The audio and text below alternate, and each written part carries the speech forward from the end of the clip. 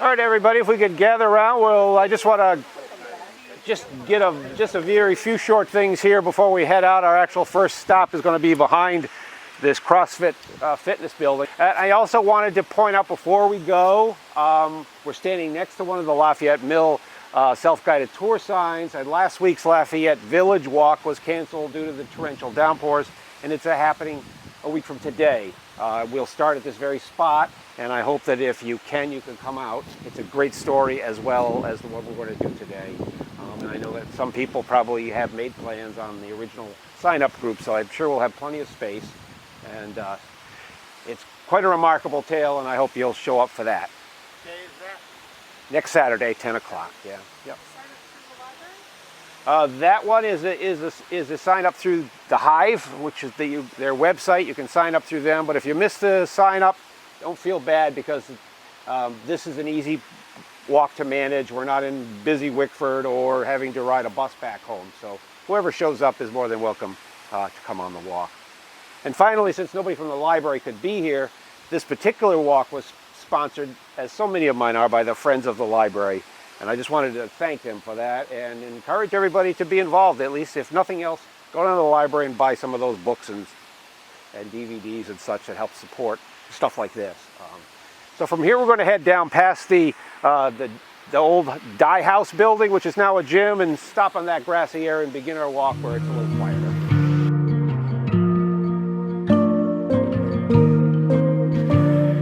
Okay, the walk we're going to do today is kind of in two sections. The first goes along the rail bed of the old Newport and Wickford rail and steamship line, and follows it all the way down till we get off of that and get on to some of the old cart paths and cart trails that existed here in this part of North Kingstown back into the 1700s, which kind of were the way people moved around in that time frame, and we'll talk about them as well as we get down there. But you know, the rail line is very interesting, and we're going to talk just a little bit about its history now before we get up on there.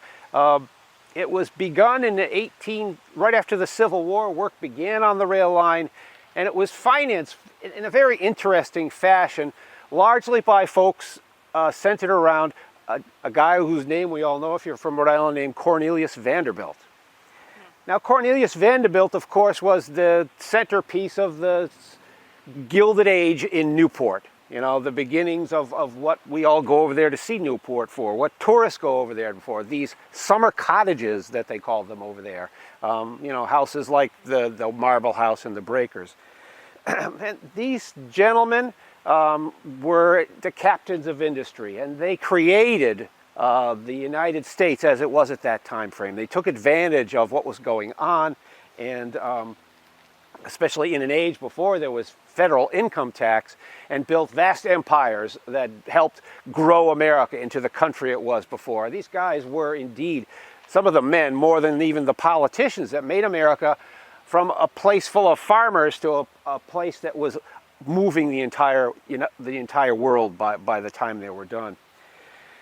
Now, they wanted to have fun. They wanted to go to Newport, and they wanted to have their social life. And amazingly enough, these guys before, if they were coming from New York or Chicago or Boston or anywhere out in the Midwest, they would all have to come and get off a train station in Providence and get a carriage ride down to Newport. And the strange thing about it was that this was the center of their world. At that time, we don't think about it, but the greater Providence area was the industrial capital of America at that time frame. There was industry everywhere in Providence, surrounding, and all the cities that surrounded it, going into southeastern Massachusetts. But they get off on this train station in the middle of all this, a place full of industry, full of immigrants, full of smoking smokestacks, black smoke. It was a busy and an uncomfortable world for these people, and they didn't like it. They said, you know, we really don't like getting off here. I mean, this is the world they created. They were responsible for this enormous industrial complex that was the greater Providence area, but they didn't want to be in there. These aren't our people. We don't want to be, you know, we don't like this. We don't want to have to get off here and look at this. So they got together and wanted to find an easier, nicer, more pleasant way to get from the cities that they all came from to Newport. So Cornelius Vanderbilt and some other investors decided that they would build a small-scale rail line that went from Wickford Junction, which is up near where the Walmart is now, down to Poplar Point. And then they could take a luxurious steam ferry over to Newport. Now, Vanderbilt was not a stupid man. He knew that this thing needed to be profitable. Everything he did was profitable. So he used his connections in the federal government to secure, at the very time he began constructing it, the mail contracts for moving all the mail for southeastern Massachusetts and Aquidneck Island, and using the monies for the mail that had to go back and forth between these locations, he was able to then continually finance this line and keep it running. And it really was a remarkable undertaking in putting this in. It began in 1868, and by 1870, trains were running up and down this line that we'll walk on today. In the summertime, as much as 15 times a day. If we were doing this walk, we'd probably have to jump out of the way 3 or 4 times to let a train go by. That's how busy this line was. The trains would go down to Poplar Point, drop people off, turn around on a turntable there, get back up here and haul back up to Wickford Junction and wait for the next mainline train to come in, where people would be getting off and heading out again to Newport. Folks like the Vanderbilts had this set up so that there were siding tracks up in Wickford Junction installed and down on Poplar Point, so they could even stay on their private rail cars. I mean, these people had luxurious private rail cars that they lived on when they were traveling, and these private rail cars would be switched off the mainline trains on the line that's now the Amtrak line, and then hooked up to the Wickford Newport line and hauled down. They'd never even have to get out of the cars, hauled down to Poplar Point, where they'd walk across an honest-to-goodness red carpet and get on the luxurious steamer, and that would carry them to Newport. And their rail cars would stay in Newport the entire summer, or stay in Wickford the entire summer at Poplar Point. This line ran from 1870 to about 1922. It was profitable, and it was killed off by another rich guy, a guy named Henry Ford, who found a way to make sure that everybody could buy a car. And that became the end of small-scale rail lines like this, and trolley lines and everything else. When people were able to begin, the average person was able to afford an automobile and move around whenever they wanted to. So that's kind of the story of the beginnings of all this. We're going to walk through, right now our first stop is the only real tight spot, and this is the only real tight section. The walk itself, you don't have to really worry about ticks or anything except in this small section. Just stay away from the edges so they can't jump on you, but the rest of it is quite wide open and pretty easy to walk on. It is not a difficult walk. It is a little long, and I see sensible shoes on almost everybody, so thank you for that. And we'll get going. We're going to stop down there and look at one of the features of the construction. Yes, sir. What about the coal for the mill? And how did that work with the people coming into the rich people coming down? Coal coming up, did they do it at the same time? The coal was moved around in the evening after. Yeah, yeah. Yeah, it was a one rail line, so they had to be cautious about that. But they would move coal around during the evening, and eventually, when the Seaview trolley line went in, they were moving coal around with that as well. But that's another whole story. But let's head down here and take a look at some of the amazing construction techniques that went into building this before we get up on the line.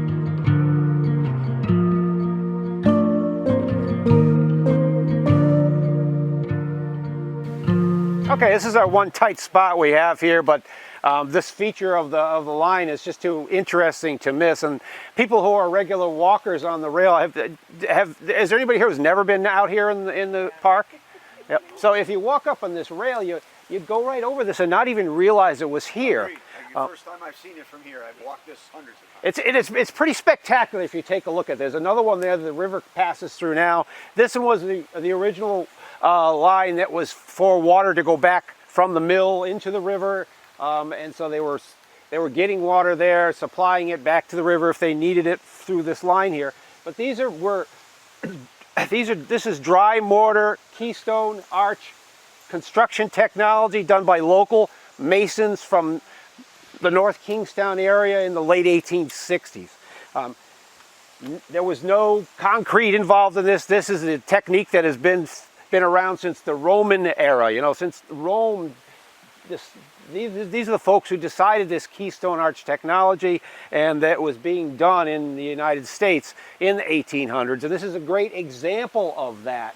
And it gives you an idea of the effort that was put out to make this rail line happen. This is one of the crossings that were difficult for the rail line. We'll talk a little bit more about other ones, but crossing the Shewatuck River, which came in here, which ran down from the Hatchery Road, Lafayette Road area, all the swamps out there, hence the name Swamp Town for the area, down through here. And they had to cross this wetlands that was associated with this river, and they built these two Keystone Arches, finishing them up around 1870. It really is quite remarkable to think about the fact that, as I mentioned, from 1870 to say 1922, trains were running on this line, you know, as much as 15 times a day. Hurricanes occurred, storms occurred, winter blizzards occurred, the weather went on. From 1925 to 1965, the line was used intermittently to take supplies down into Wickford, primarily to the Agway store that was down there at the very end of Updike Avenue down in Wickford. Also during World War II, some of the initial supplies that were coming in to build Quonset at Davisville before they had a rail line were brought down here. So trains were running on this line for nearly 100 years. And after 1920, no maintenance occurred to this. Little maintenance was required from 1870 to 1920 because it was made so profoundly well and held up so incredible. And here it is today. We're talking more than 150 years later, after the last member of probably the Eldred family, who were some of the big stonemasons in North Kingstown, put the last piece into place, and the folks working up in the line put down the gravel and sand that was made up the rail bed after this was installed. So 150 years this has been here holding up. If you're a kid like me in the 1960s, this is on one of the handfuls of places you just couldn't help but come to see, you know. Come down here and hide out under this one, for instance, and, you know, when you're 12 years old, this is pretty exciting stuff. But as I got older and I came here to think about the work that went into making this structure and how durable it is and how it's held up, as I said, no real maintenance has occurred on this since the middle 1920s. And here it is, holding up where other things that we've made in the 20th and 21st century would have fallen by the wayside without anybody taking care of them. It just gives you a sense of the quality of workmanship that was available here in places like North Kingstown in the time frame, and the techniques that were utilized to make this. When you come down here, if you do walks on yourself, come down and take a look at the stones, how precisely they are cut to fit the situation and placed, so that here they are holding up 150 years later. It really is a remarkable statement about stonemasons in the time frame. The rock just came from this area? Yes. They imported in? Yep, all local stone that they utilized. Much of the stone that was utilized to make this rail bed was part of the rail bed. They took it out, they broke it up and utilized it. Now you can see on this one stone here some of the holes that they utilized to break it. And the story of the craftsmanship and the uncanny ability that these folks had in the time long before pneumatic drills and such to cut stone precisely is one of the last things we're going to tell you before we get here. What they would do with these is they would come by in the fall and select the rock, how they wanted it to break. And a stonemason, a really good stonemason, could look at a piece of stone and tell if it's going to work for what he wants it for. Will it break the way I want it to? Will it just crumble? Will it break in a wrong direction? And you'd look at the stone, and what they do is they would drill these holes with a star bit, which is a pretty amazing operation in truss. The guys working these, as one, usually a young boy, 15 or 16, is holding this iron star bit, which is an iron rod with a bit on it, and the other guy has a big 5 or 10 pound sledgehammer. So he hits the star bit with a sledgehammer. The boy who does it is supposed to make a quarter turn. He hits it again, quarter turn, hits it again, quarter turn, and it drills the hole. It gets down that far.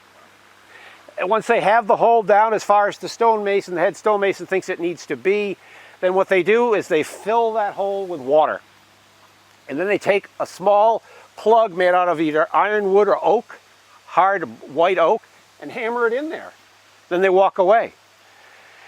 They come back in the spring, and the natural freezing and thawing action of that water jammed in that hole, and a series of holes like that, will cause the rock to break exactly as the stonemason wanted it to.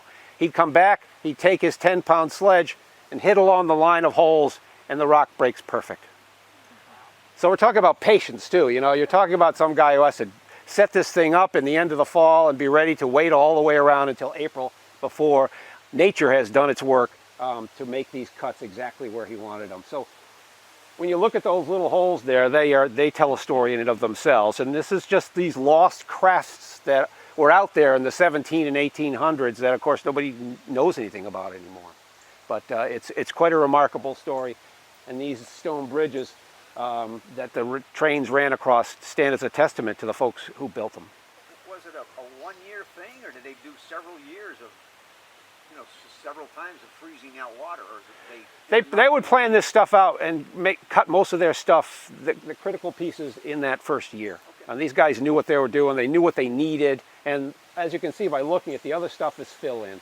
They'd find pieces that fit. They'd put small pieces in there to make it work. But some of these critical pieces around the arches had to be just so, and that's how they did it. How many bridges are there? These are the only two bridges like this. Yep. It's amazing the tree roots haven't infiltrated, Yep. because they're pretty strong too. So Yep. Nothing has affected these. 150 years, and here they are. It's really remarkable. Any plans to maintain this? No, and the town now has got this property, and we'll talk about that when we get up at our next stop. And they're working to make it into a recreational thing. And part of these walks that I started 2-3 years ago is to get folks out here. We have this extraordinary natural resource, and only a handful of people know about it. So I'm so glad there's so many people here who've never been here before. And I hope you'll come back, bring your kids, your grandkids, and your friends and neighbors, and walk around here and take a look.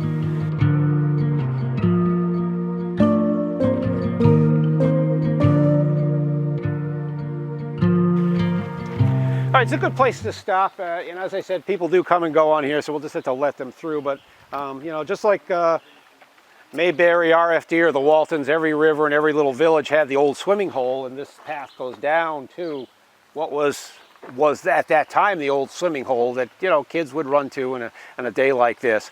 It's obviously grown in a lot. Trees have come down, but this is a location, if we could be here, 100 years ago, there'd probably be a bunch of boys here having themselves a grand old time swimming in the old swimming hole. Of course, you had to be cautious when you were swimming in the Shewatuck River, or any mill river for that matter, because typically, and folks, old-timers who worked in the mill, which ran, it's right behind us, which ran into the 1950s, especially folks who had worked in the earlier years, would say that if you weren't careful and you were at the old swimming hole and we were dyeing red fabric, well, you would come out of the river a little red, or if we were dyeing blue jeans, you'd come out a little blue, because that discharge line that we were standing in, part of that was the discharge from the dye house, which is the building we were right next to. After they dyed the fabric, they'd wash out the dye bins and flush them out into the river. And indeed, when the state and the town worked together to acquire this piece of property, and actually the Newport and Wickford rail and steamship line was absorbed by the main line train, and eventually they owned this for a while, and that's why they would lease it out and let small freight lines come down in here until 1965. But after that, then the line was declared surplus when Amtrak occurred, when the rail line went bankrupt. I don't know if anybody old enough to remember that. The rail lines went bankrupt. The U.S. government bought it all up, especially the Northeast Corridor lines, because they saw the potential for it. And they sold off all of the stuff that was declared unnecessary for that purpose of running people from Washington, D.C. to Boston, essentially. And this line was one of those items. They first offered pieces out to property owners along the old rail bed, and a few of them purchased properties and extended their properties out across the rail bed, and that's accounts for the fact that we have to get off the rail line as we do our walks. If we, like so many other rail lines, you'd say, well, wouldn't it be great to have a bike trail This thing came out next to St. Bernard's, old St. Bernard's Church on Tower Hill Road. Imagine if you still had it continuously down there, and you could, in some fashion, ride from the train station on your bike down into Wickford. But of course, some of those property owners down there did purchase the property that was adjacent to their homes, to their property, and that was kind of lost. I mean, the other sections of the line then were then offered at first, before they went to public auction, to state and local municipalities. And the state and the town of North Kingstown, thankfully for us, worked very hard to acquire all this land and join it with another piece of land they had acquired just a while back that is just a little bit up here on the other side, and a section they had that used to be the old burn dump on Oak Hill Road, combined it all together, and we end up with Ryan Park. So that's how we ended up with this piece of property. When were the lakes named, or Belleville Pond named? We're going to talk about it when we get down there. Yeah, it's a great story for sure, and we're definitely not going to miss it. So constructing this rail line, I mean, you know, it's called a railroad, and this is called a rail bed, and making this to be flat and as level as possible with the necessary incline to take from the elevations of Lafayette down into Wickford is necessary for the trains to be able to run properly. And we have to think about the construction time frame. You know, you see around you what this place really looked like. Woods, swamps, you know, gullies, hills. So they had to come in here and make this long level rail line that went all the way from Wickford Junction down into Poplar Point. But again, we're talking the late 1860s into the early 1870s. So think about what kind of mechanical devices they had to do this. Really what you were talking about is this rail line was made with men and draft horses. They were hauling stuff around in wagons in draft horses, moving things around, digging with pickaxes and shovels, and making this line the line it is today. And as we walk farther down, take a look as we walk and see the elevations on either side, as the bed, again, has to stay flat and level with a slight incline to get down to Wickford, as they change the bed to stay on that course, but the terrain around it still reflects the way the terrain was before. So they were working in 2 or 3 different directions. One was on this side from here. After the crossing of the river was completed, they had this long run down to what was called the Great Bog, and we'll stop there as well, where it was another very difficult crossing that had to occur there. And everything they pulled out of here, they were putting in.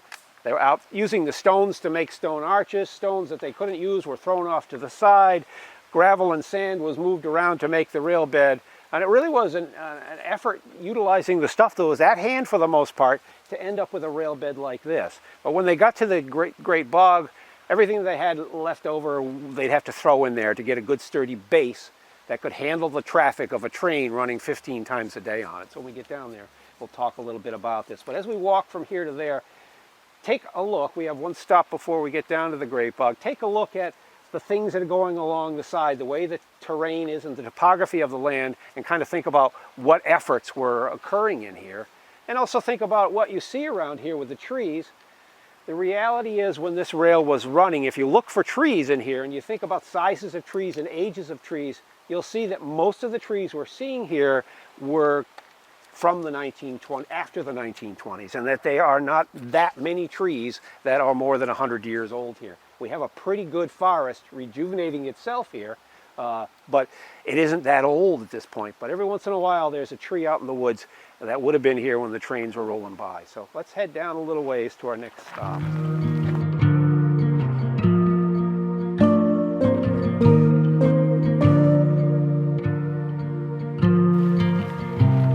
Okay, as we mentioned in the beginning, the principal investor and the chairman of the board of this whole enterprise here at its beginnings was Cornelius Vanderbilt too. And he was a shrewd businessman.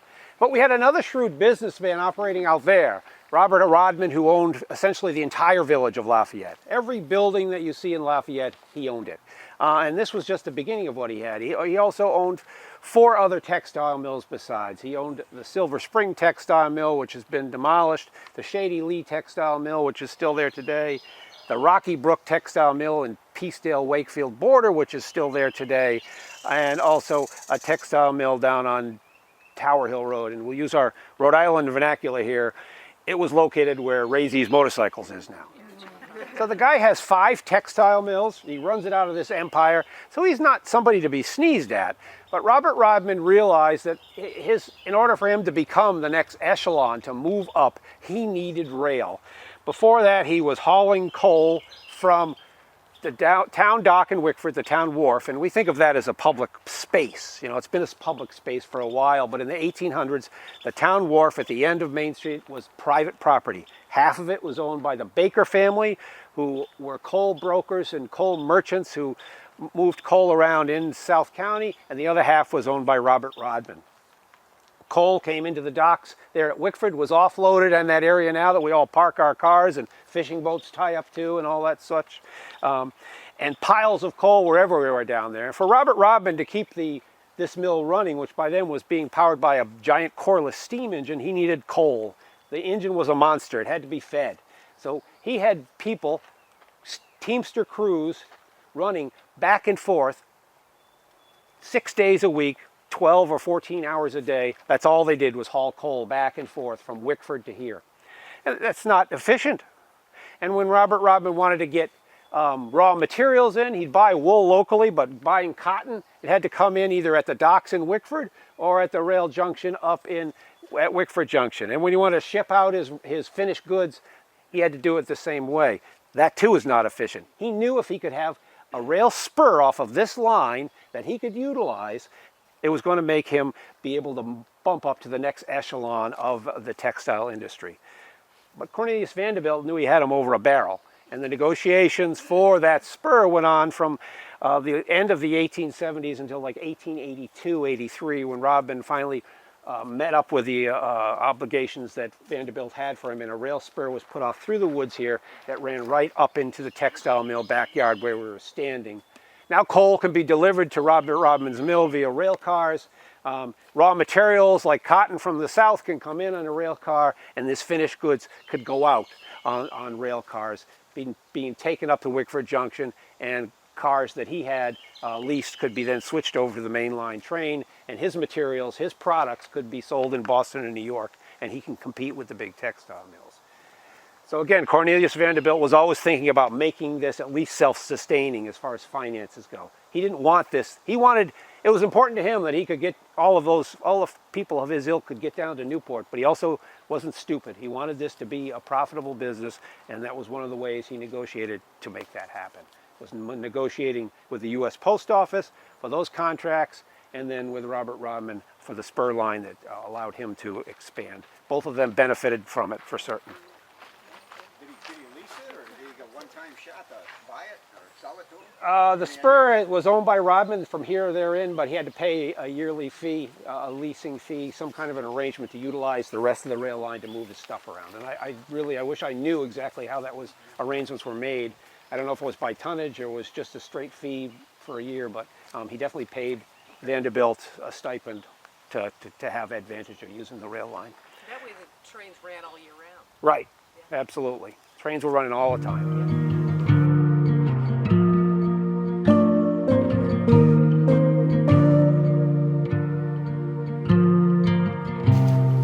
All right, I do this talk with a lot of young people as well. Walk them through the woods here. I've done it for many years with the recreation department with young kids and middle school kids and everything. And I tell them at this stop here on this walk, and a little bit about my background. I mean, probably everybody makes an assumption that I have some degree in history, but I don't. I'm a historian, a self-taught historian. I actually, in the 70s, I think I watched Room 222 too much. Got out of school and thought that I was going to be a high school teacher. And I am trained to be a earth science and biology's high school teacher with a minor in creative writing and English. So that's where I am. So this nature walk really appeals to me because it gets back to the stuff that I loved when I was a kid. Of course, myself and every single other person in the world in 1979 thought the same thing, and I got out of college and there were no teaching jobs available. Somebody should have told me that, but you know, what are you going to do? So this story here at this stop is important. It's important, even more important today than it is a year or two ago. And this is about the Carr family. These are the people who are buried here. And it's an interesting story, and I like to call it the story of the other. I mean, the other is something that's utilized by leadership all the way from the prehistoric times to through the times when Jews were the other. And it's just you need to have somebody that you can blame stuff for. You need to have an enemy that you can get your folks to rally around you and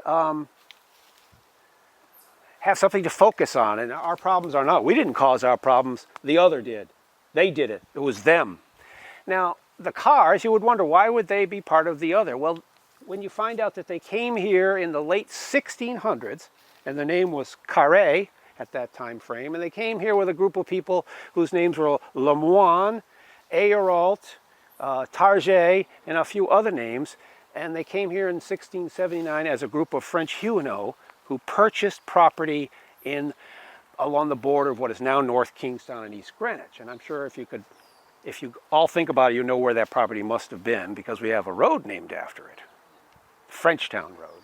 And that's what they were called. That's Frenchtown. These strange people in the 1600s and early 1700s that came here from somewhere else, and my God, they're different. They don't speak English. And think about what we had here in New England. Almost exclusively English and Scottish descent people. Almost exclusively. That's all there was around here in that time frame. People of English and Scottish descent. That's it. That's all we had in New England. It was called New England for a reason. And this group of French Huguenots come here, legally purchase a plot of land, and not only are they very different, they speak a different language, they have different religions, they don't go to the Church of England. They're also, sadly enough, and nobody would ever come out and say it, but they're better at what they do than the English and Scottish are here. The French Huguenots came here with a skill set. They were nurserymen, they were agriculturists, they were horticulturists. They came here, they selected a parcel of land near a good water source, which was what is now called the Hunts River, and they started clearing the land and setting up orchards and vineyards, and they were just doing phenomenally well. So now you can set up the other idea. You've got the English and the Scottish here who see these people doing better than them. It's beginning to sound kind of familiar, huh? And so there was grumbling about it. There's something wrong with those people. I don't trust those people. They're they're different from us. They don't belong here. I don't even know if that land deal they got the land for was legal. Immediately, English settlers and Scottish settlers began to take action against them to move them out. And eventually they did. They moved them out. They harassed them. They vandalized their property. They degraded them in local press. All the kind of things that you do to the other to get rid of them. Most of these people, and at that time there were probably 100 of them, most of them left and moved to a new settlement somewhere in New York State. But a bunch of them stayed on. The Carrés, the Lemoines, and the Targets were the three principal families that said, we like it here, we're not going. But they need to assimilate.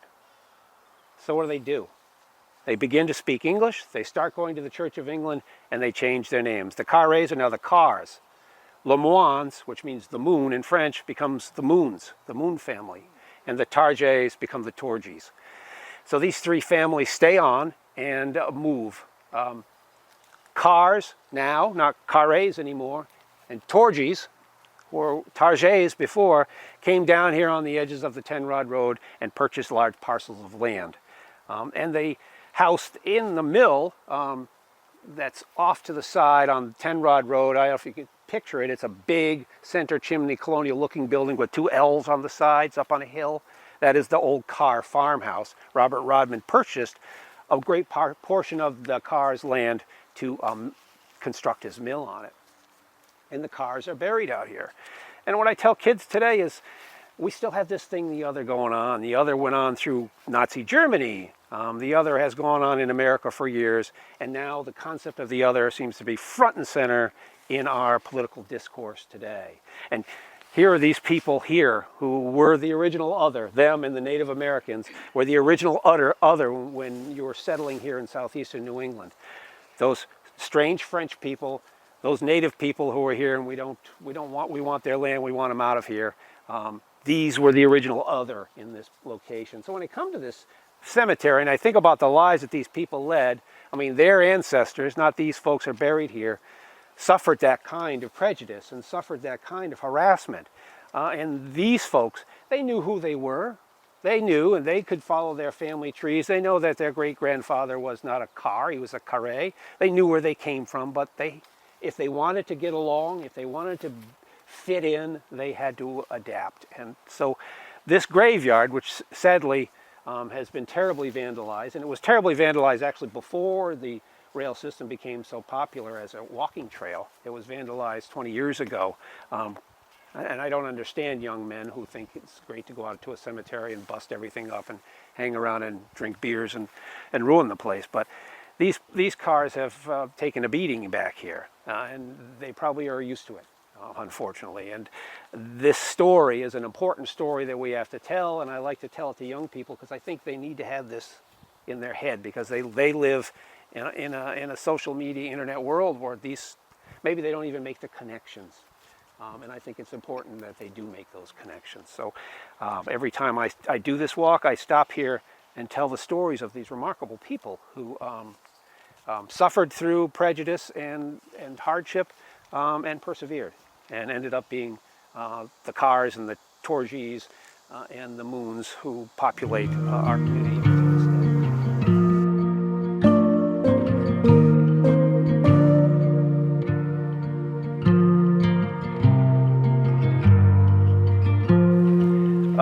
The trail, that one just kind of loops around the back through there, because you're crossing, this is what we're crossing now, the Great Bog, and the trail can't go across it. So we've been kind of skirting the edge of what was called the Great Bog back in the day for quite a while. Now this is the location where they had to do the crossing of the Great Bog. And these bogs are kind of interesting from a historic perspective.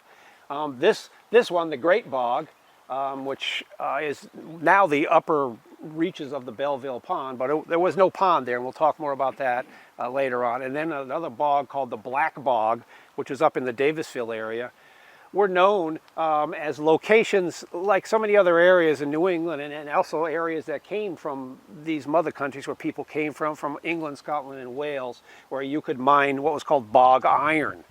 You'll have iron-rich water in these bogs, and it moves slowly through the peat that these bogs create over time as vegetation grows, dies, and more vegetation grows on top of it.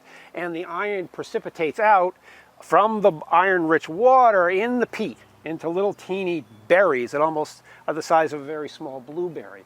Now, during the Revolutionary War, bog iron was incredibly, critically important to the colonists, because the British banned pig iron imports coming in from England and Europe and blockaded it. I mean, we think about the Tea Party and all that stuff, but the British did a lot of blockading of raw materials that they felt would kind of hamstring the colonists financially, and that was part of it. They thought if they don't have iron coming in, and they haven't developed really an iron mining industry in the New World yet, they won't be able to make guns, they won't be able to make cannons or cannonballs, and it'll harm them.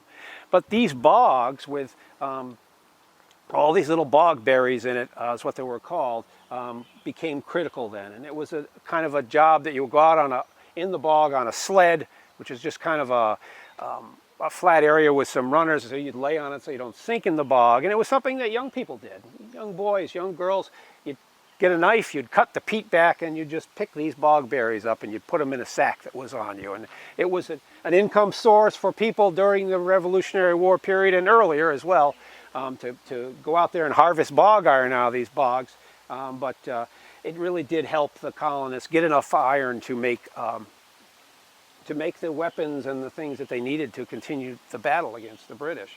So it was really quite important. And what's kind of neat about bog iron is that the process that occurs with the bog iron, it precipitates out with other minerals in it. It's not a pure iron, and it does have calcium ions in it that bind to the bog iron, and when you forge it, it never rusts. And if you look matter of fact, this gentleman right here has a boot scraper on his front step that was put in 300 years ago. It's made out of bog iron, and they've used bog iron specifically for boot scrapers because they're always out in the weather. And this special blend of minerals within the type of iron that bog iron is made it so it never rusted. So all those boot scrapers you would see in places like Wickford or Newport or Providence were all made out of bog iron, and that's why Imagine putting a regular piece of iron out in the rain for 300 years. It would just be a pile of rust, but not if it's made from bog iron. So crossing the bog here was a problem. They were hauling everything they could into this location and dropping it in, and the bog was swallowing it up. It took forever to make the maybe 150-foot run crossing this section of the bog to fill it all in. Every stone they didn't need, and they just, from both ends, they were putting stuff in here to try to get a firm enough foundation to make a firm, solid rail bed that the trains could run upon. And again, as I said, we don't have big, giant John Deere tractors doing this. We have guys with teams of draft animals loading this stuff onto wagons, literally hauling the rocks with the teams of animals and throwing them into the bog till they finally got this crossing with a solid base that they then could put the crushed stone and gravel on it to make this road bed across this area. It held up the project for a while, trying to cross the Great Bog. If you look at some of the documentation on the building, was the thing that slowed them down the most. So now we have the Great Bog, and it's just a good place to talk about invasive species. Because right out there in the Great Bog, which used to have, marsh grasses and cat o' nine tails and the kind of things you'd expect in a marsh environment, all it has is phragmites. And phragmites is an interesting invasive species. It's one of the most successful invasive species in New England, and it's interesting how it got here, because there are phragmites that are native to North America, but they're not as aggressive as these phragmites. These are English and European phragmites that came here, and like any invasive species, they don't have any natural predators that will keep them in check. Anybody got an idea how phragmites got here? It's kind of a cool story. Ballast stone, you're pretty close. Phragmites was, think about phragmites when this stuff blooms out. You've all seen it. This light powdery stuff flies up into the air. And ballast stone was something that they would load into the bottom of a ship in England when it was coming back with not enough weight to get across the ocean. They'd pick rocks up on the shoreline, and these rocks on the shoreline would have that fluff on them. They'd throw them in the hold of the ship to get it good and stable as for the ocean crossing. When it got here to the New World and the ship is going to be loaded up with lumber for making masts for Her Majesty's ships or whatever they're shipping back, they take the rocks that were in the ship and throw them on the shoreline in New England and leave them there. And the phragmites seeds in that fluff eventually spread, and it's everywhere. It's a very difficult invasive to get rid of.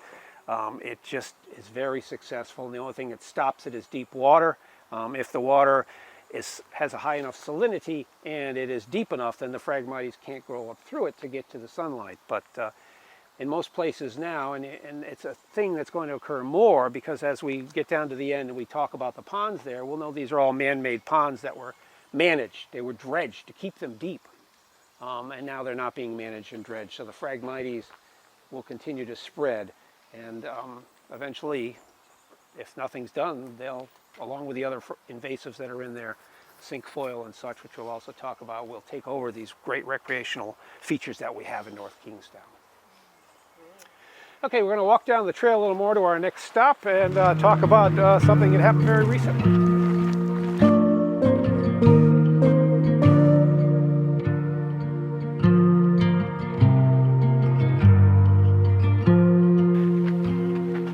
So up until 2 years ago, this area we're in now was the same thick forested area that we just walked through, and the reason that it's growing up like this is now, this is the actual location where about 2 or 2.5 years ago, the folks from the National Weather Service came and said, oh, I guess you guys did have a tornado.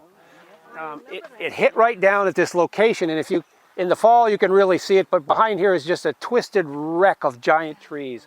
As it hit on Lafayette Road, it touched down, then it picked itself up and dropped itself right down in this location and just tore up the forest here.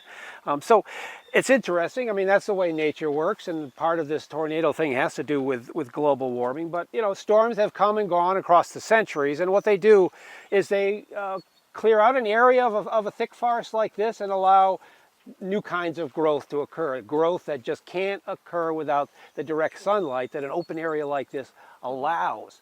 So this is an area that is regrowing, and it's starting from scratch to become at some point a forest, and you're getting all the kinds of things that are in here that would begin the process of going through the succession steps to go through to become a forest.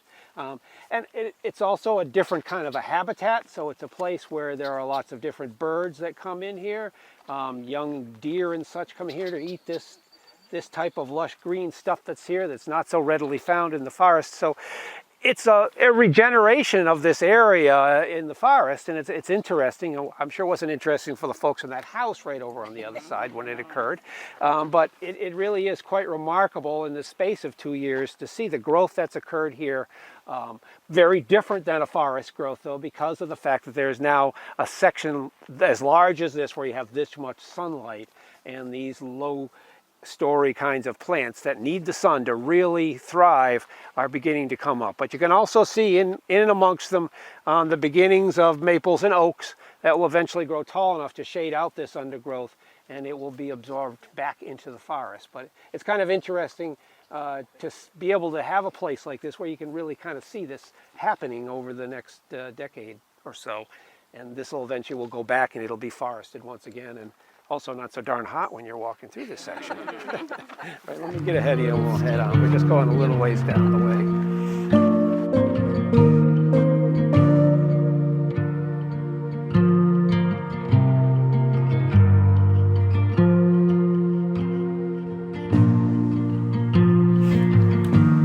All right, so we've left the rail bed now, and we're on a part of a huge network of what are most folks would call cart trails that are in the woods throughout New England, really.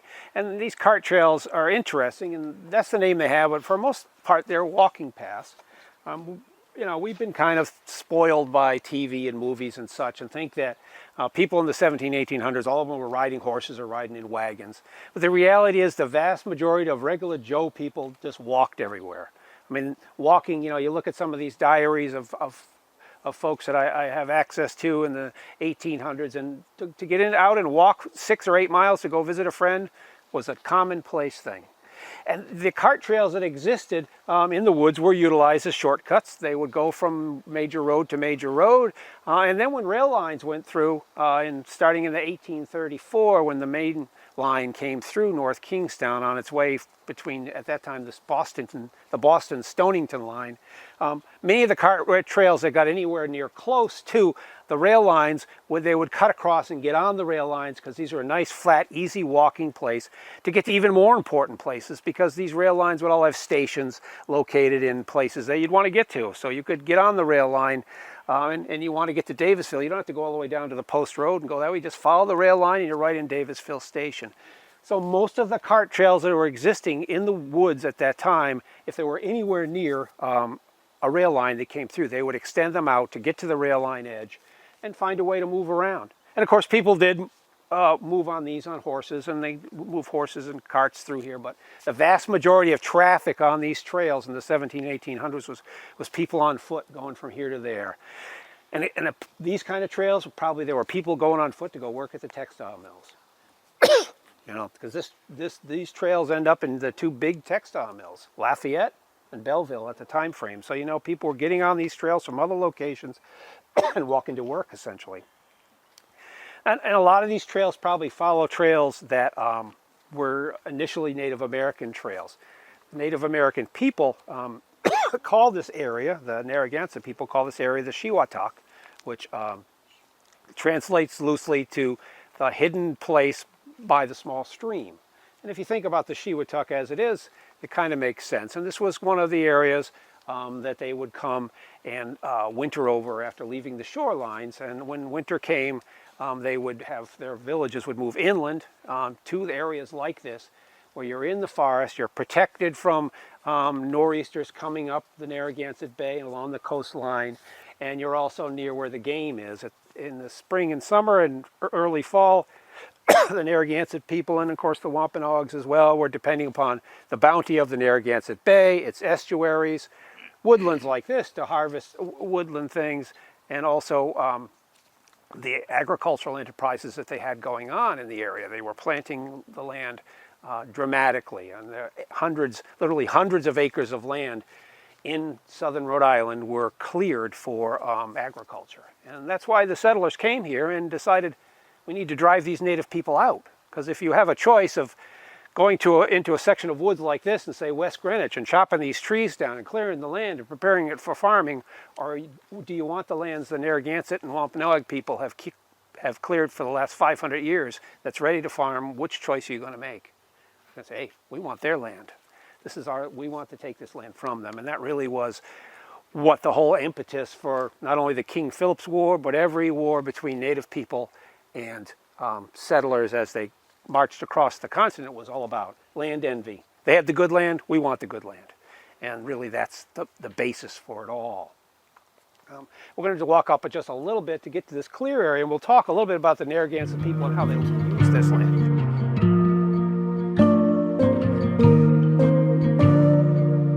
Okay, this is a good stop for two topics, and the first is to take a look at the forest around here. And although this is just circumstances, the cover is so strong here that not much grows under it, but this is the way that the Narragansett people, as I said, they farmed the land, but they also managed the forest lands in these kinds of areas through a series of slow controlled burns that they would do every season or so in March when the ground was very wet. I mean, they really were stewards of the land. They had spent a lot of generations of time finding out the best ways to manage their environment.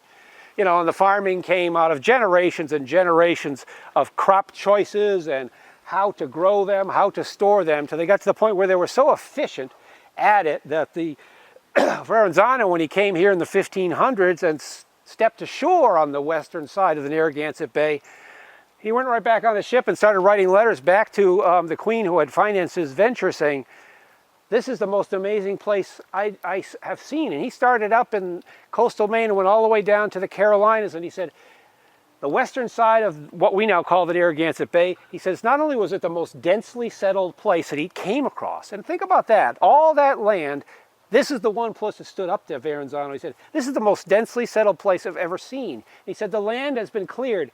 He said, for leagues in, I could walk with the chief sachems for a half an hour and never stumble across a tree. There was farming going on everywhere, village after village of successful people. He noted the Narragansett people to be very healthy, tall, and their families were doing really well. And it is a testament to how well they were able at that time to learn about the environment they were in and manage the environment appropriately. And if you would ask a Narragansett person in that time frame, he would tell you it's very simple. If we take care of the land will take care of us. And that's something that we lost in the 20th century for certain. You know, we didn't think in those terms. We raped the land and took advantage of the land. But the Narragansett people, they knew that. And one of the things that they did to make their lives simpler in the winter was these controlled burns in an environment like this. So they would come up as they were leaving to go to the shorelines. They would set up a controlled burn, watch it, make sure it didn't get out of hand. They didn't want it to get too hot because it would scorch the soil, but it had an important purpose to cut down the underbrush. And if you look back here, you can see the typical underbrush if nothing's happening. And over here you see this cleared area. Any thoughts on why they would have done that? Any ideas? Hunting. Hunting's easier. I mean, if you're hunting deer here or you're hunting deer there, what's easier? And the deer are going to come in here to grow, to eat this stuff that's going to grow up after the controlled burn. The controlled burn puts nutrients back in the soil. I mean, they didn't know about it in that sense, but they knew the burn was good for the soil. So if you're hunting turkey, you're hunting deer, you've got these areas cleared out, burned out like this, they're growing back, it's going to be a lot easier to hunt than in that. And that was the reason that they did it. And they set out areas around the village sites they had for the winter time and did just that. They managed their environment. They made sure that they managed it appropriately so they wouldn't harm the environment, but they managed the environment in order to make it better for them. And that's why higher percentages of Narragansett children became adults than in other tribal areas. And even, to be frank, more Narragansett children in the 1500s came to be adults than settler children in the 16 and 1700s. They knew how to manage the land, they knew what to eat, They knew what the land provided for them as far as natural remedies for things, and they had been here since the beginning of time. If you ask the Narragansett chief sachem or the Narragansett tribal leaders, they'd say, we were here from the beginning of time. We know this place. And the reality is, although we connect the Narragansett people with Charleston, that's where we sent them away. Sent them to the Great Swamp because this land is too good. The Narragansett word Narragansett means people of the small point.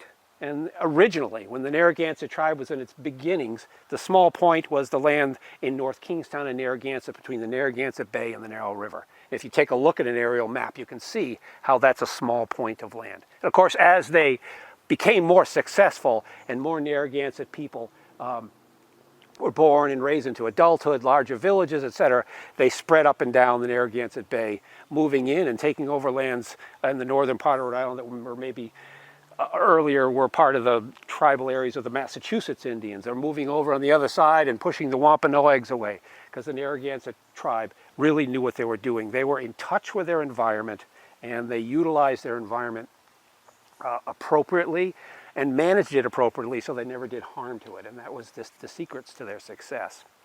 So the other story that we want to tell here is this, and this ugly little tree. You know, this has a huge story. Do I have tree nuts here? American chestnut. So you look at this little American chestnut, and these American chestnuts like this are scattered throughout the Ryan Park forested lands. And what it tells me is that this, like so much of southern New England, was a chestnut forest at the time frame. American chestnuts were so prevalent in the area of South County that the wood that's used to build all the big houses in Kingston and Wickford and up and down the Post Road are not oak like it is in Boston or Connecticut. It's chestnut, because chestnut is a great hard wood. As it ages, it gets even harder. I know we have people in the tour here who live in these houses in Wickford. Good luck pounding a nail into one of those chestnut beams. This stuff is like iron. And the reason that Wickford is still there after all these hurricanes, 3 major hurricanes, is because the houses are made of that wood. They're not made of spruce and pine like houses they built today, which would fall down in a heartbeat in a hurricane. These houses stand up because of the structural integrity of this chestnut. So what do we know about chestnuts? The chestnut forest here in New England was renowned, especially this one in this area, and the Narragansett people settled here because of the chestnuts. It's a great food source. It's also a tree that brings small game to eat the chestnuts. And the chestnuts that were growing in this area were enormous. There's a picture in the Providence Journal. I scanned it out of a microfilm piece that shows what they called the Swamptown chestnut, which was on the edge of Lafayette Road, kind of where Hatchery Road bypasses. It was in that location, and they have a Model T parked next to the Swamptown chestnut, and it looks like a toy car. The Swamptown chestnut, it said it'd take 13 men to get their arms around it, and when they would harvest the chestnuts off the tree, they would get 50 bushels of chestnuts from that one tree alone every year. So in 1918, 1920, we had a chestnut blight, one of the first invasive things that came into the New World, and it hit the chestnuts hard. Just like the elms, which came later, another blight came and took the elms out, but the chestnuts were the first to go. And the chestnuts were knocked out, or so you would think. But what happened is, as the chestnuts grew to a certain height, the blight would get them and kill them off. But the root structure is still there. Now, the last chestnut died in these forests in like 1928, is from what we can tell. This is one of them. This little thing, and talk about perseverance, talk about never wanting to give up. This tree, which you would look at, say, maybe it's 8 or 10 years old. Well, its root system probably dates to the 1800s. And this chestnut is continuing to try its damnedest to grow again. And if you go through this forest, you see these American chestnuts all over the place. They're the same root systems of the same trees that were around here in the 1800s. And in the 1700s perhaps, and they were knocked out by the blight, but the root system in the ground is still alive. It is still sending up shoots. And as we go along, take a look. It's easy to know a chestnut. Long leaves, sawtooth long leaves. It's easy to know them. And you see them all over the place. And we'll stop and we'll look at some bigger ones as we go through. But to think that this scrawny little thing that you might look at and say, it's just a sapling, it's nothing. But its roots could be 200 years old. and it's still working its darndest to get to a point where it can send a shoot up to the air, and perhaps the blight will be eradicated, and it'll finally grow up and send chestnuts out into the world again. So these chestnuts are amazing creatures. There's another one over there right across. You can see it. It's probably 15 feet tall. It'll grow probably another 10 feet, and the blight will get it, and it'll die. And it'll die. Everything will fall off it. In many places, you see a long spindly. There's one right there. See that long spindly dead chestnut there? It's just a dead tree, looking like about 15 feet tall. That's another chestnut. It'll eventually fall over, and the root system will send up a new one and try again. It's really remarkable. We have this going on in the forest now, and sadly, we have changes in the natural forest of New England now. We've lost the elm trees, we've lost the chestnuts, and now we have a disease called beech leaf disease. I don't know if anybody has heard about beech leaf disease, but the American beeches are another important component of the northeastern New England American forest, and they are dying as well. It's a sad thing. We have insects that came, I can't say gypsy moths anymore. I guess it's socially unacceptable. Fuzzy moths, whatever they call them now, they came here, and the winter moths that came here all from China that just love oak trees. And oak trees, and you'll see them, this forest is not too bad, but you go to other areas like the Rome Point Walk, and you can see dozens of oak trees that are dead, because if they lose their leaves 3 seasons in a row, the tree is done.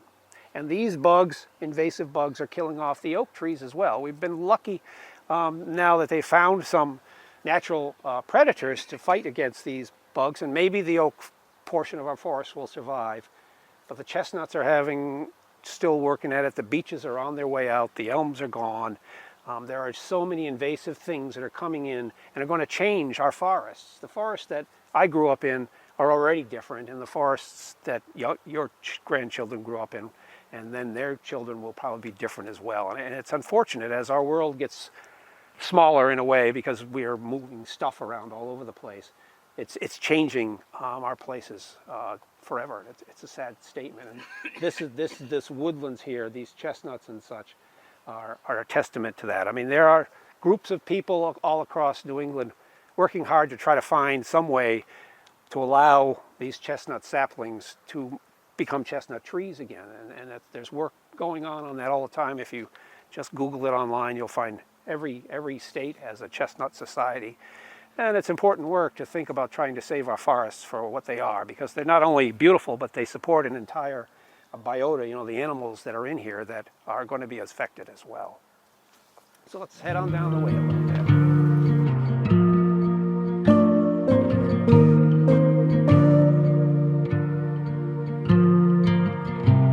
Okay, good place to talk about two things, just to follow up with our chestnut story. Behind you, you have an American beech with the American beech leaf disease. It's a younger beech tree, but it's already essentially on its way out. It's going to die. There are, we also have lots of wonderful ornamental beeches, copper beeches, for instance, that are in yards at some of the nicest homes around. And those can be saved, I've told, by intensive treatment by arborists, but these ones in the forest, no arborist is going to come out here and do what he needs to do to take care of this. And so all the American beeches like this one will soon be gone, and it's a shame. I mean, there's some forests with beautiful beech groves that are just extraordinary. The trees are remarkable, and they're all going to be gone soon. And over here we have another feature of a forest, and it's called a snag, a standing dead tree. Now, it's just my mother-in-law, who's since passed away. She would always say to me, she'd say, "Why don't they go in the forest and cut all those down? They're ugly, or take them out of here." I'm like, "Well, Mom, there's just not enough people with chainsaws to do it anyhow." But also, the reality is they serve a great purpose in the environment. They are essentially a part of the process of generating a good forest floor, but also providing housing for rodents like squirrels and chipmunks and birds, and eventually bugs, and I'm sure all these little black bears we've seen on all over the various Facebook pages running through the woods here are very happy to run up to one of these snags and scrape away the bark and eat all the insects that are in there. This particular section of forest is interesting, and it's home to one of the rarest types of woodpeckers that exist in New England today, called a pileated woodpecker. They're huge, and you could tell they're homes because they live in a snag like this, and we had a couple of them that were very evident. But instead of a round hole, they cut a square hole. So if you see a large square hole or oblong hole in the top of a tree, that's a pileated woodpecker. And bird watchers come around with their camera rigs trying to catch a picture of, to check mark off this rare woodpecker bird. But there are quite a few of them in the forests here in Ryan Park. And if you want to see the creatures of Ryan Park, your best bet is to, unfortunately, get up at the crack of dawn and get out here and take a nice walk at 6 or 7 in the morning when it's very quiet, or in the evening when it's very quiet. And this place is alive with wildlife out here. But with so many people walking up and down these trails, they tend to kind of stay away from people at this point. But really is an enormous amount of not only the beautiful scenery, but the wildlife that lives out here. My wife is always taking walks here and running into deer, and she keeps thinking they're going to attack her. I said, I don't think they're going to attack you. But there's an awful lot of wildlife that lives in these woods, and as it should be. And that's what's so great about the fact that the town worked in a time frame when we really weren't thinking so much about preserving land, but saw the opportunity to grab these various parcels of land and cobble them together into this great recreational resource that we have here now, and to save this great piece of wooded property that in perpetuity, so we'll have it to enjoy. Okay, let's head on out of here.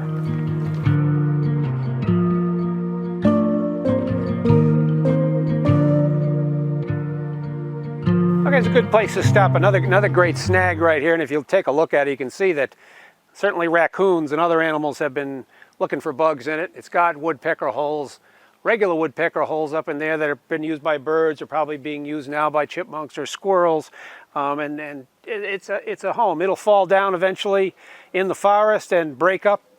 At that point, it'll become even more intensely utilized by insects, and it'll become a source of food for the kind of creatures that can get at it on the ground, possums and skunks and raccoons again, and tear it up and get at the bugs, and eventually it'll break down and become part of the soil from whence it sprang. So that's kind of the cycle that occurs in these kinds of forests.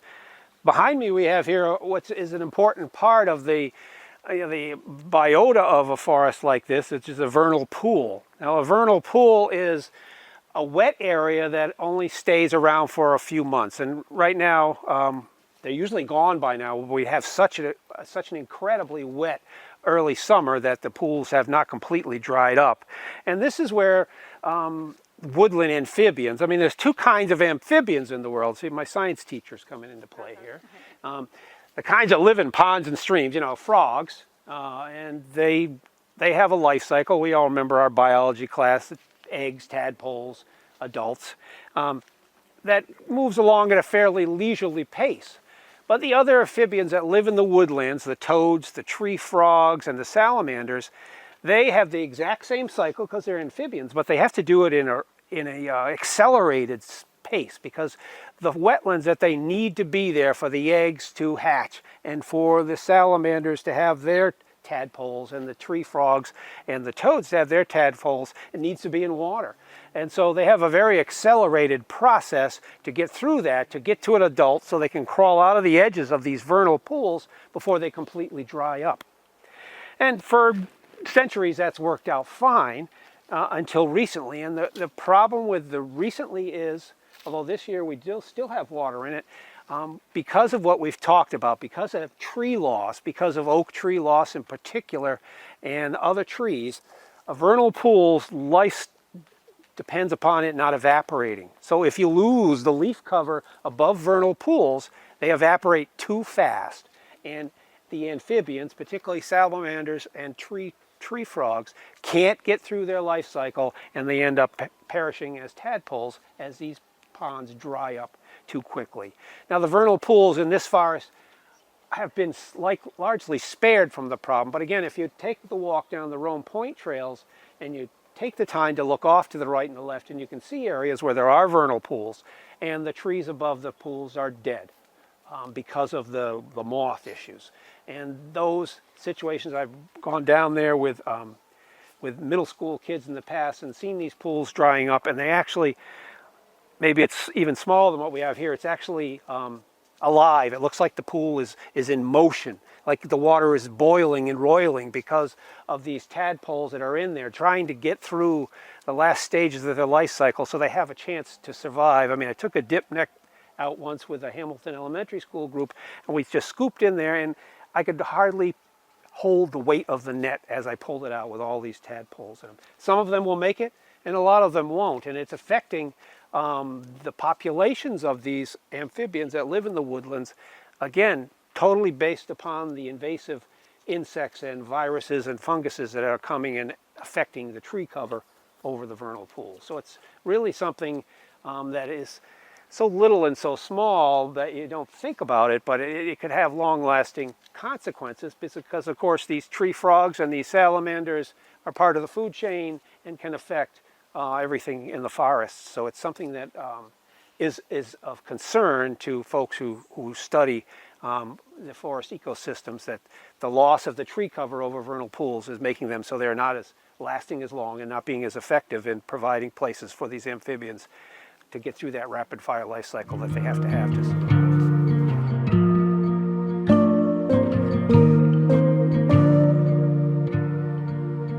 Okay, so this is Belleville Pond, and it's interesting because it was made in the 1790s. It's a man-made pond, like almost every freshwater body we have in North Kingstown. They're all made by man.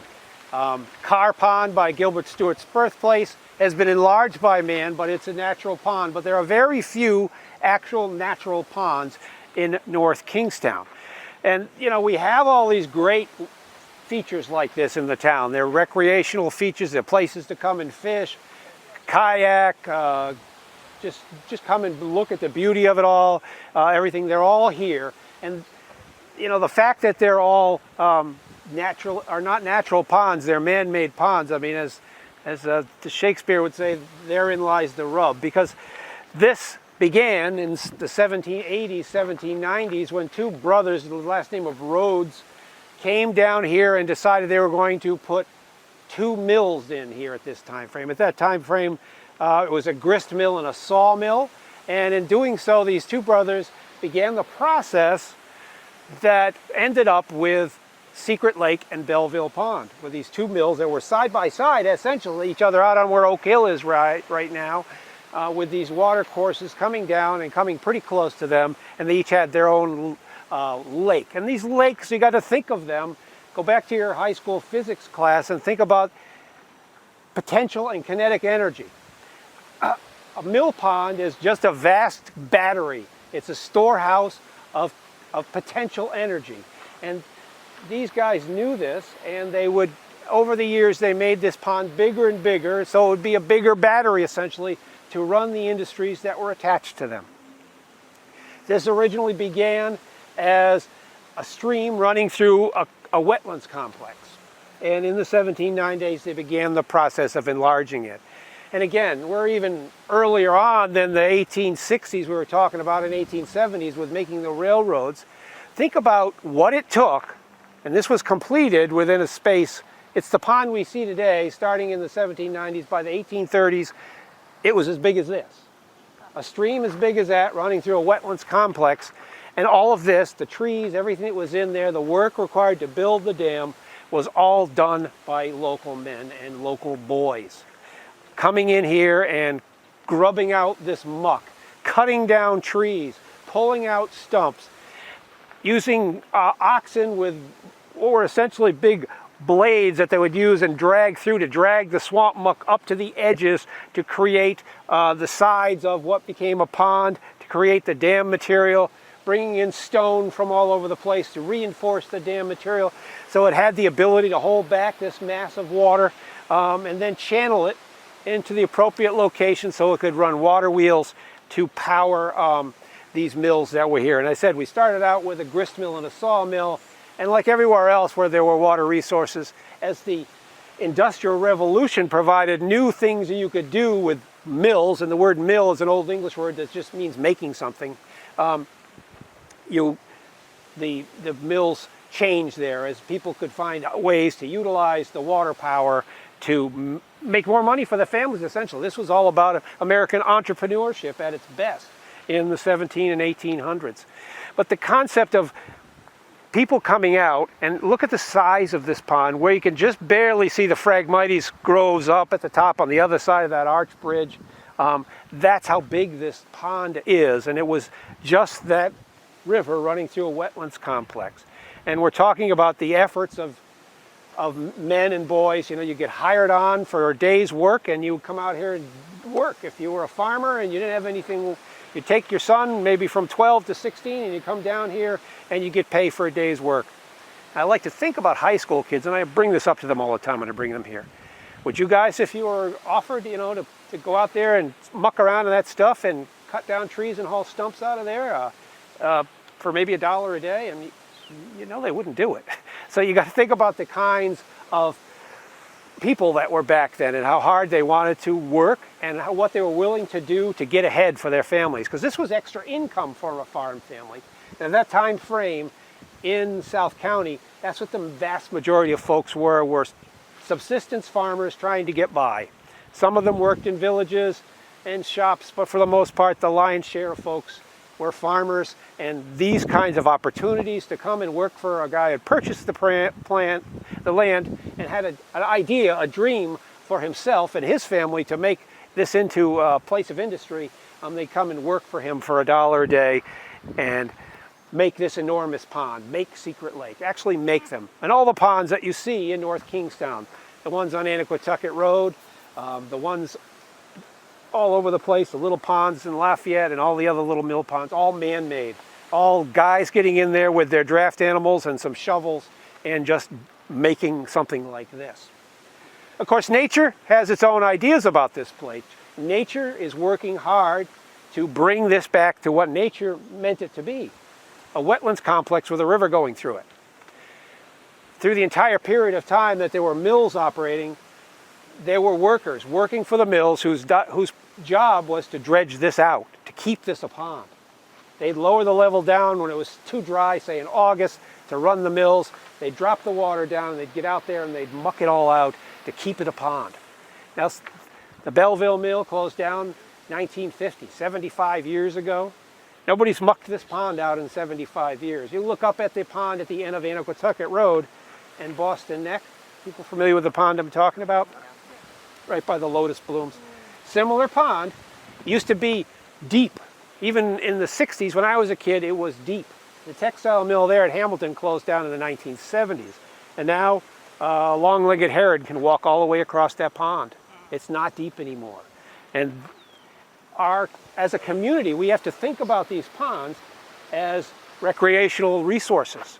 And we have to think about the cost involved, and Mother Nature is going to continue to work to bring these ponds back to what she thinks they should be, a stream with a wetland complex surrounding it.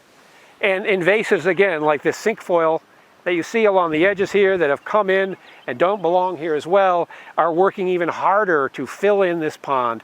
This is one of the worst invasives, wetland invasives that we have in Rhode Island at this point, and it is just everywhere, taking over ponds and turning them into a mucky mess. So there's a lot going on here in this pond, and as I said, nature's working it back to what it was to be, but if we want it to be the resource that it is, then it's going to take effort to do it. And it's a very different kind of effort. In the 1950s, it wasn't the Rhode Island Department of Environmental Management, it wasn't the Environmental Protection Agency, there wasn't permitting. They just lowered the pond and mucked it out. But now it's a whole different ball of wax because you're having impacts upon, although it's a created natural environment, it's still now a natural environment, and you're having impacts on that environment. And there's regulations around how you do it and when you do it.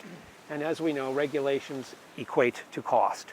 So, you know, in 30 years or so, this pond will be like the Anaquatucket Pond. It'll be a foot deep. And it won't be the place it is now. And maybe the town as a whole will say, oh, I'm okay with that, I guess. Or maybe we'll say, no, that's not good enough. Maybe Secret Lake and Carr Pond and Belleville Pond, maybe those three ponds, which are still really active ponds, maybe we save them.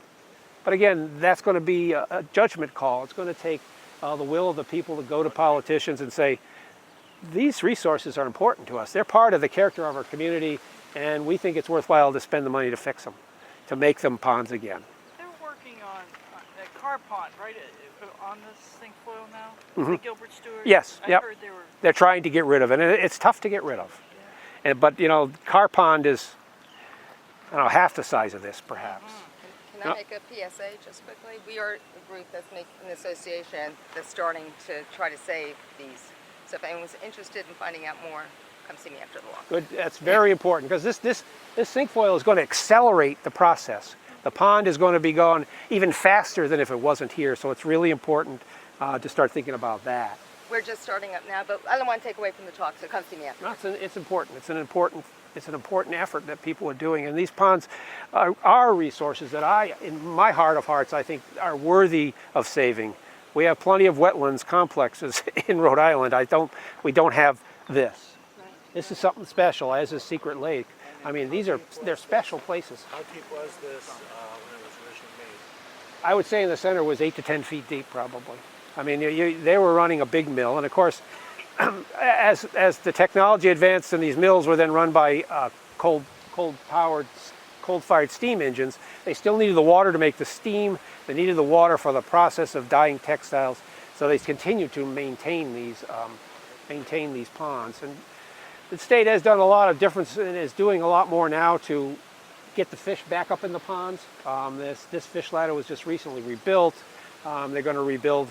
The setup at Fish Ladder at Shady Lee was changed into a series of pools so fish could get up into the Metatuxet River there, and I believe their plan is to do the same by the dam at Lafayette where we started our walk, is to rework that so it becomes a series of water-filled pools so that fish can work their ways up into the Shewatuck River and get up into the headwaters of the river. These particular rivers down here in southern Rhode Island are important for the alewife population, which is one of the reasons that these areas are so important to the Narragansett people. That's the fish that our pilgrim story was. And they're also very important as one of the primary juvenile breeding areas for eels, of all things. If you go online and look up Anaquatucket River, just put Anaquatucket River and eels, and you'll have thousands of studies on how important this area is for the eel populations. And so they are important for many reasons, and they bless us with the beauty of that they have here. I mean, we now have otters back in the pond in Anaquatucket. The Davis pond up in the Hunt has beaver again. So I mean, the natural world is coming back, and we're seeing these little black bears, which are not going to hurt anybody, coming back into the area. Those are signs of a robust environment, that these creatures are coming back, and so that speaks well for the landscape around North Kingstown. It really does. It's a great thing. I hear you say going back to nature, and that's supposedly a good thing. And where do you feel that this pond should be? Do you think it should go back to nature personally yourself? No, I don't. Considering we're in Ryan Park and we spend millions of dollars on Ryan Park. No, I think that it's been like this for more than 200 years. And yes, it's not what it should be, but I view it as a resource for us, a community resource. And I think that we need to have this. We need to have a place to take our kids to teach them how to fish. And maybe someday we'll actually be able to skate again. I don't know. I'm not sure. Or to go out and kayak. And it's so important to connect young people back to the natural world they live in. And that's the one downside of the information technology age, is they're not connected to the outside world so much anymore. They're connected to a device. And I find that to be disheartening. Yeah. No, I'm firmly in the idea that we need to pick and choose. We can't save them all because there's just not enough money. But these two here, to me, these are like no-brainers. The Secret Yeah. Lake and the Bellevue Belleville Pond, yeah, they're no-brainers in my book. I mean, they're viable ponds at this point. It's not too late for them, and I think that that's something we ought to think about saving. What would be your take on eradicating some of this stuff between Secret Lake and Belleville, as far as dredging it again? You'd have to dredge it again eventually. That's the only way. You have to actually treat the mill You got to get first, because otherwise it just spreads everywhere. I mean, that's the problem with this stuff. It spreads everywhere, and really, you got to pull it up by hand to really get rid of this stuff. Well, they did that at Silver Lake, didn't they, a few years ago? Yeah, they tried. They herbicide it. They treated it because it's a stock lake, so therefore they're... Yeah. So these are really important resources that we have, and we as a community, because the politicians aren't going to want to spend the money unless somebody tells them to. So come see me. Yeah. So we're going to walk down the trail across the bridge, and we got a nice bus to take us back to our car.